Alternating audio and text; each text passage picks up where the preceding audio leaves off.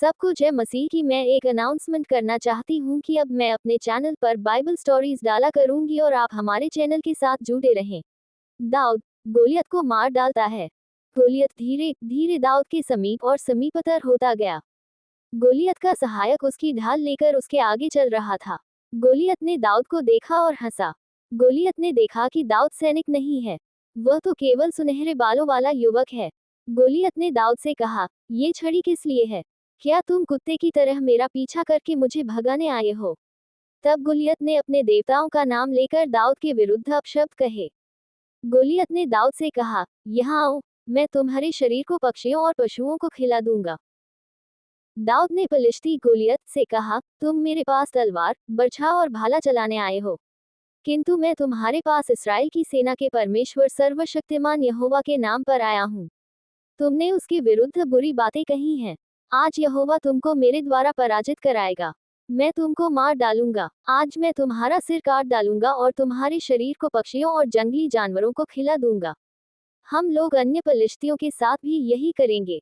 तब सारा संसार जानेगा कि इस्राएल में परमेश्वर है। यहाँ इकट्ठे सभी लोग जानेंगे कि लोगों की रक्षा के लिए यहोवा को तलवार और भाले की आवश्यकता नहीं। युद्ध यहोवा का है और यहोवा तुम सभी पलिश्तियों को हराने में हमारी सहायता करेगा। पलिश्ती गोलियत दाऊद पर आक्रमण करने उसके पास आया। दाऊद गोलियत से भिड़ने के लिए तेजी से दौड़ा। दाऊद ने एक पत्थर अपने थैले से निकाला। उसने उसे अपने गोफन गुलेल पर चढ़ाया और उसे चला दिया। पत्थर गुलेल से उड़ा और उसने गोलियत के माथे पर चोट की। पत्थर उसके सिर में गहरा घुस गया और गोलियत मुंह के बल गिर पड़ा। इस प्रकार दाऊद ने एक गोफन और एक पत्थर से पलिश्ती को हरा दिया। उसने पलिश्ती पर चोट की और उसे मार डाला। दाऊद के पास कोई तलवार नहीं थी, इसलिए दाऊद दौड़ा और पलिश्ती की बगल में खड़ा हो गया। दाऊद ने गोलियत की तलवार उसकी म्यान से निकाली और उससे गोलियत का सिर काट डाला और इस तरह दाऊद ने पलिश्ती को मार डाला। जब अन्य पलिश्तियों ने देखा कि उनका वीर मारा गया तो वे मुड़े और भाग गए। इसराइल और यहूदा के सैनिकों ने जयघोष किया और पलिश्तियों का पीछा करने लगे। इसराइलियों ने लगातार गत की सीमा और एक्रोन के द्वार तक पलिश्तियों का पीछा किया।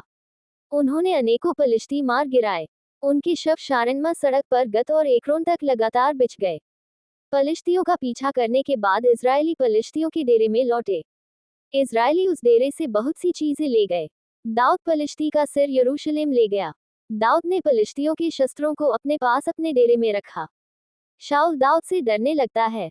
शाऊल ने दाऊद को गोलियत से लड़ने के लिए जाते देखा था। शाऊल ने सेनापति अब्नेर से बातें की। अब्नेर, उस युवक का पिता कौन है? अब्नेर ने उत्तर दिया, महाराज, मैं शपथ खाकर कहता हूँ, मैं नहीं जानता।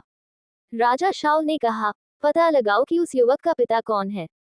जब दाऊद गोलियत को मारने के बाद लौटा तो अब्नेर उसे शाऊल के पास लाया।